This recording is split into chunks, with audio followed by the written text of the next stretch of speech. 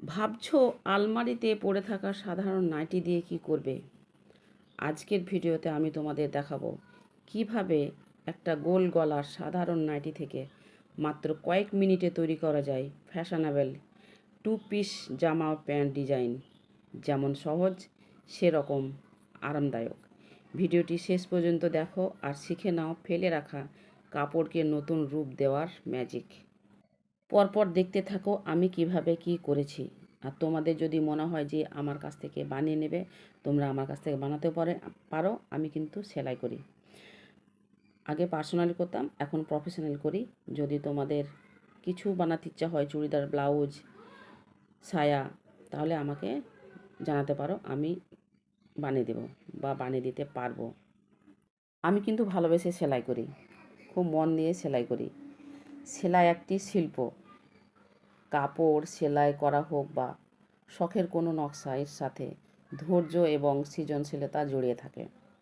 ছেঁড়া কাপড় তালি দেওয়া নয়, সেলাই আমার শখ। প্রতিটি সেলাইয়ের পেছনে থাকে এক একটা গল্পের বুনন।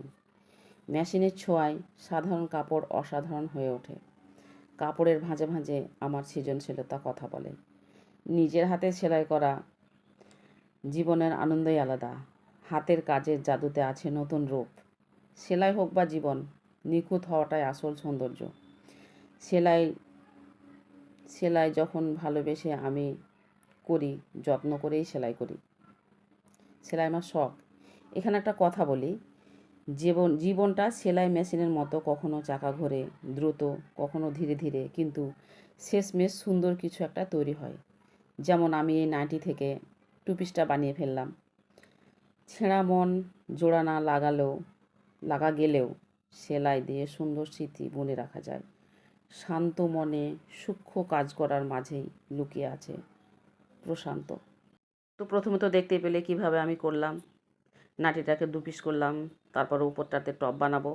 যখন টপটা বানানো হয়েও গেল, আর নিচেরটায় প্যান্ট বানাবো। টপটা বানানো দেখো কেমন লাগছে। এবার তোমরা যদি ভাবো হাত কাটা করবে তো হাত কাটা করতে পারো, হাত যদি রাখতে পারো তো হাত থাকার মন হলে হাতও রাখতে পারো।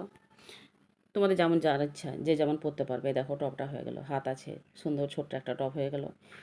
এরপর বানাবো পাজামা, মানে প্যান্টটাও বানানো হয়ে গেল। তো কেমন লাগলো ভিডিওটা অবশ্যই কমেন্টে জানাবে। আর যদি এরকম ভিডিও পেতে চাও সেলাই, তাহলে কমেন্টে অবশ্যই বলবে। আমি যা যা বানিয়েছি আমি সেলাই করা জিনিসগুলো আমি তোমাদেরকে দেখাবো। তো দেখো দুটো পিস কি সুন্দর হয়ে গেছে। এটা প্যান্ট, এটা জামা। আমি একটা বানিয়েছিলাম আমার মেয়ের জন্য, সেটা আমার ভিডিও করা হয়নি। এটা একজন বানাতে দিয়েছিল, যার নাম মিনময়ী মণ্ডল। তারই এটা। সে যখন পড়বে তখন আবার সে যদি ফিডব্যাক দেখ, আমি আবার তোমাদেরকে এরকম ভিডিওটা আবার দেবো, যে কেমন হয়েছে বলবে একটু। তো আজ এই পর্যন্তই। পরে আবার দেখা হবে কোনো একটা ভিডিও নিয়ে, শুধু সেলাইয়ের ভিডিও না, আমি বিভিন্ন রকম ভিডিও দিয়ে থাকি। তো আজকে সেলাইয়ের দিলাম, কালকে হয়তো অন্য রকম ভিডিও দেবো। আজকে সেলাইটা দেখো আমি হ্যাঙ্গারে লাগিয়ে দিয়ে দেখাচ্ছি। একটা হাতে ভিডিও করছি আর একটা হাতে দেখাচ্ছি বলে ভালো হচ্ছে না। এই যে একটা পড়ে গেল ধপাস করে, এটা আবার তুলে রাখতে হবে। এই যে উপরেরটা কেমন হয়েছে কমেন্টে অবশ্যই জানাবে। ভালো হলেও জানাবে, খারাপ হলেও জানাবে। খারাপ নিশ্চয় হবে না, ভালোই হবে। এই যে নাইটিটা, বড় নাইটি, শেষবেলাতে নাইটিটাও আবার দেখিয়ে দিলাম যে এটা একটা নাইটি ছিল, গোল গলার নাইটি। সেটা আমি ছোট হাতের বানিয়ে ফেললাম।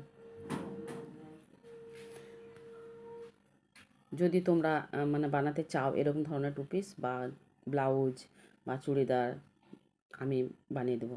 তো আজ এ পর্যন্ত। সবাই ভালো থেকো, সুখে থেকো, সুস্থ থেকো, পাশে থেকো। পরের ভিডিও অপেক্ষায় থাকো। পরের ভিডিও নিয়ে আবার হাজির হয়ে যাব পরের দিন। আজকের মতন টাটা, বাই, এলাম। সবাই পাশে থেকো কিন্তু। ধন্যবাদ সবাইকে ভিডিওটা দেখার জন্য।